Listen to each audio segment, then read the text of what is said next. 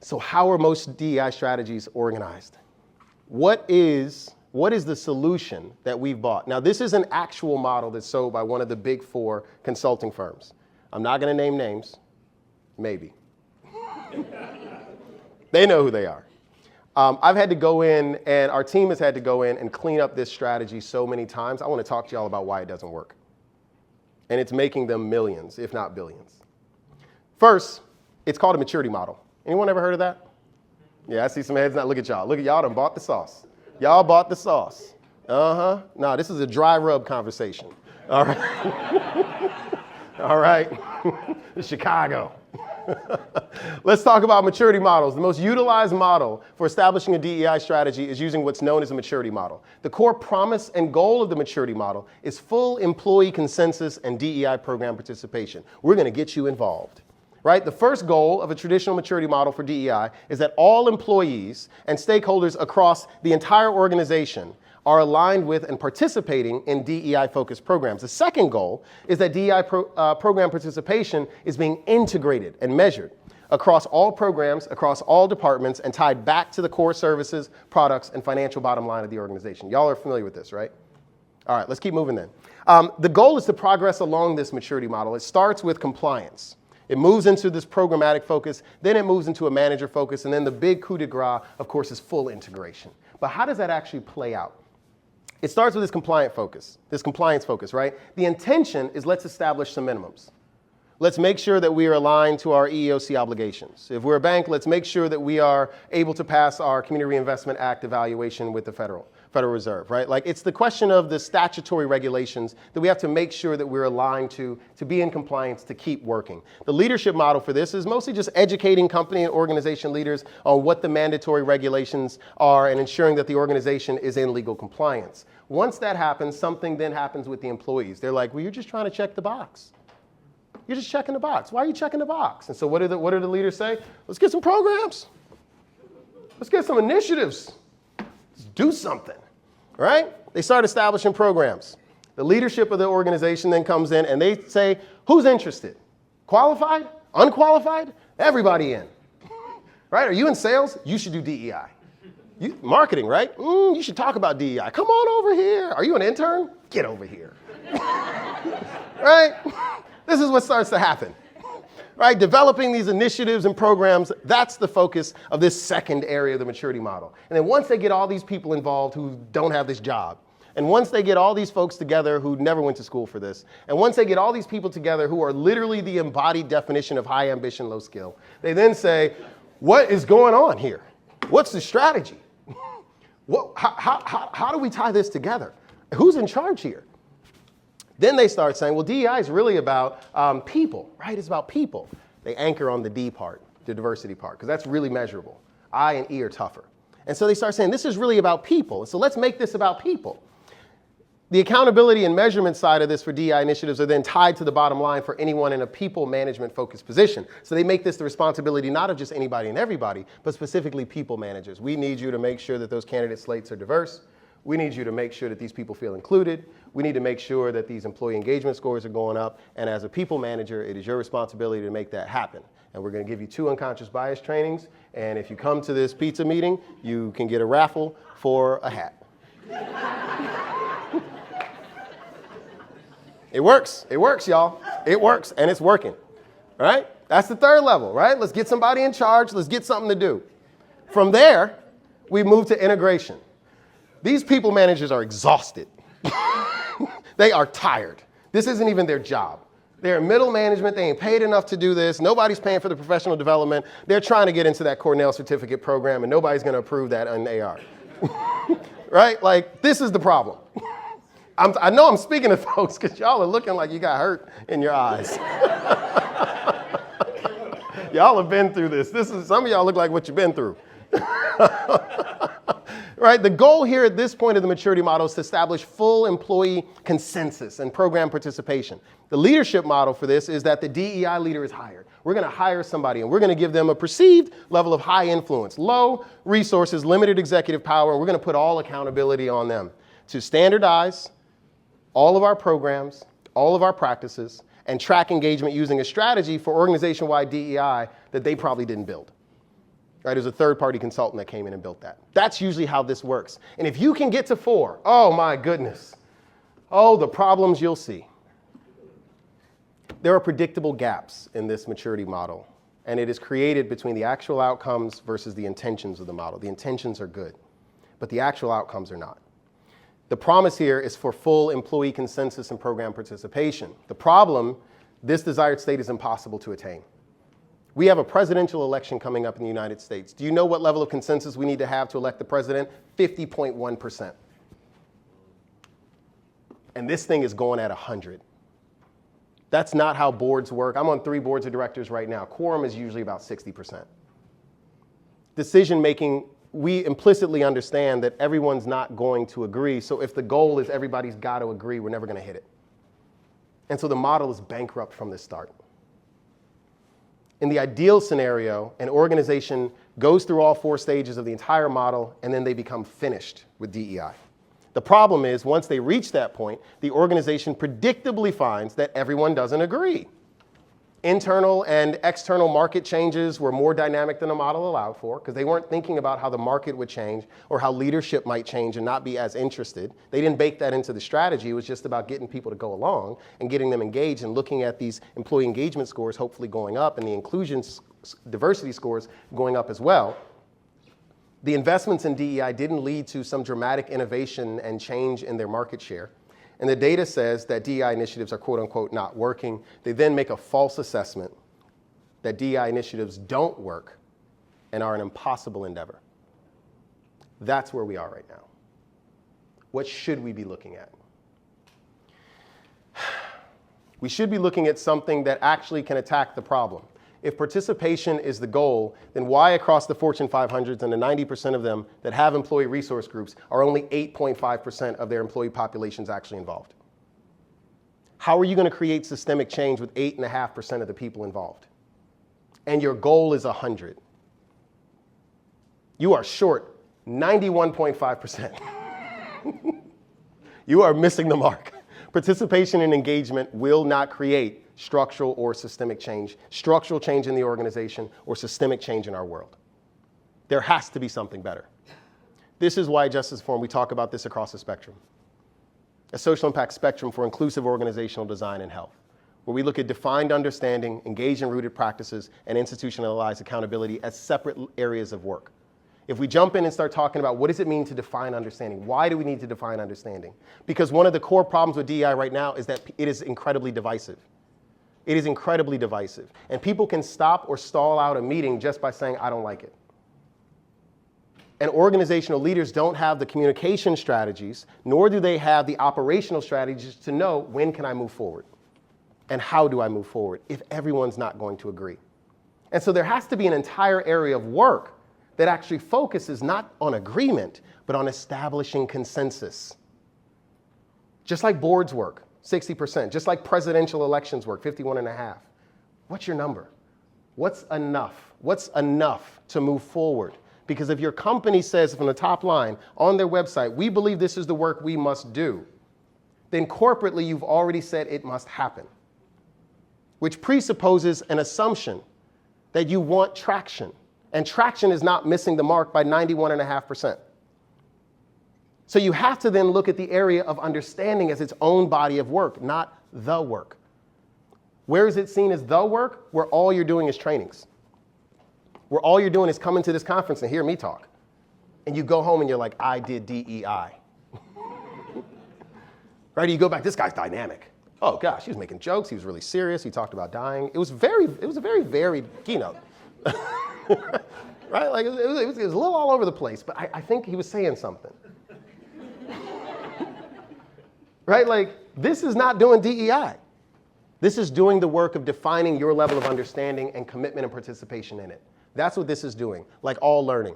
I got a degree in economics. Do I work for the Federal Reserve? No. You can learn all day and never do anything with it. And that's why DEI cannot be about learning. It cannot be about trainings. It does not produce an outcome that it does not intend to produce. Learning increases capacity. It does not guarantee movement. It increases capacity. Filling up a car with gas is not the same thing as driving it. So what do we do when we start to drive? We move from establishing clear definitions, a clear vision that's defined on paper, and measurable organizational consensus. From there, we start talking about, okay, what do we need to change inside? This is where we start talking about engaged and rooted practices.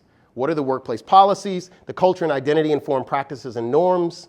What are the strategies, goals, and milestones? Not the initiatives, programs, and activities. Strategies, goals, and milestones. What are the incentives and consequences for not doing it? Like I said, a sales team can't walk in with zero sold for 2 straight quarters and just say it was uncomfortable and expect to keep that job. We don't have that type of an ethic with this work. So what are the incentives and what are the consequences? And then alignment of the core business back to DEI. Not how do we do a DEI program, how does our company produce equity as an output of our work? Not how do we do equity when we're doing work. How is this company organized from the ground up, from the bylaws, the operating agreements, the shareholder statements, these sorts of things, the way in which we designed the organization from the bottom up. Does that or does that not produce equity? And if it doesn't, it's not a sustainable business for the 21st century because it will necessarily produce more exclusiveness as a product of its going concern. Once we start talking about how do we change the internal mechanics, the design strategy of our business, we then move into this question of how do we not lose this? Y'all know what it takes to get any inch on this football field called DEI. You got to fight for every single yard. And so when you're doing this work, there has to be an entire body of work that is about institutionalizing it.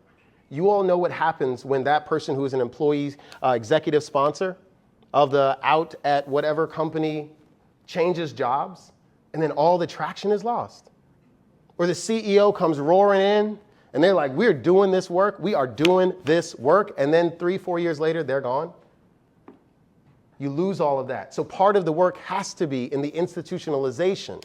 When we say that we want to make our business about DEI, it can't just be about driving a bigger bottom line. It has to be about changing the very fabric of the institution so that there is longevity from the investments you've been making over time. The attrition that many organizations see when there's executive turnover is not because they didn't like their job, it's because an entire culture wave just left. An entire permission to be themselves just walked out the door.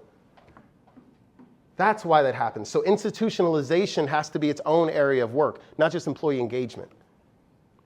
And that work is where we start to look at what are the standard operating procedures for how we understand and engage the work of culture and identity here. We worked with one client where I had to tell the managing director of a consulting firm, and I told him, I was like, I don't think you understand that it's going to be very difficult for you to hire people who are of the Muslim faith. He looked at me, he's like, what are you talking about? Why would Muslims not work here? And it's like your core business model, your business development strategy for how partners go out and get business, drive business, is through relationships. Many of you know that relationships are the currency to sales in many ways. And I had to be very clear with him about the reality that after some observation and surveys, we had found that much of the business development was happening through employer-sponsored drink experiences. I'm like, well, it's one thing to say, well, you don't have to drink, you don't have to drink. But when we understand that the way that you're evaluating whether a business, whether someone is selling something, and the way in which you incentivize that is based off of relationships built around this, you now have a culture. And I just want to remind a lot of y'all that religion is the only form of identity enshrined in the Bill of Rights. And it is one of the greatest blind spots for most companies. This is the reality. But that's something that's baked into the culture. So when I say standard operating procedures, this is what I mean. How do we do biz dev here? Because that's going to be linked to promotions, advancements, bonuses, these sorts of things. And that's going to be linked to the ways in which those folks bring that money home, likely to a segregated neighborhood that needs that person of color to have a high wage. All right, like this is where we're at. Ongoing assessment, committing to not just saying we're going to build a strategy, do an assessment, but you have to evaluate that in a regular cadence. Ongoing learning and development. As people transition in and out, you have to have a strategy for ensuring that your onboarding is actually visible to the people who need to understand that the DEI work of this company is something that we cannot lose. Scaled resources. Like I said, of the top 25 insurance companies in America, there is not one that is spending more than 1% on this. And they're looking for some catalytic change. And then collective decision making. This is tough. This is a tough one. One of the things I love about Justice Informed is I try really hard to make it a business that I think business should have been in the first place. One of the things we instituted was equal bonuses. I make the same bonus as an analyst. That affects my life. How does that make me feel? Do I feel less than? Do I deserve more? I bring in most of the money. I'm driving most of the sales. I'm working 10, 12 hours a day. But the reality is, let's go back to what this mantra was. Each produces according to their capacity. I produce that because I can. And I love this. Each receives according to their need. Why would I handicap a 23-year-old when they're just starting their career? So I don't care about the market analysis because the market wasn't set up to do equity. I don't care about the competitive analyses and I know this may sound a bit radical, sometimes even the pay equity work. Pay equity audits are for folks who don't have a conscience about compensation. That's there to establish a law so that we can force a minimum. Why wouldn't you just do it anyway? Right? These sorts of things. And how is the work of the maturity model actually visibilizing any of this? We need a different way of looking at it, and looking at it across all 5 areas of an organization: the people and culture, the leadership, the marketing and comms, the policies, ops, and finances, and the primary services of that organization. So what does the world need from insurance companies? It needs somebody to lead, and that's going to take courage.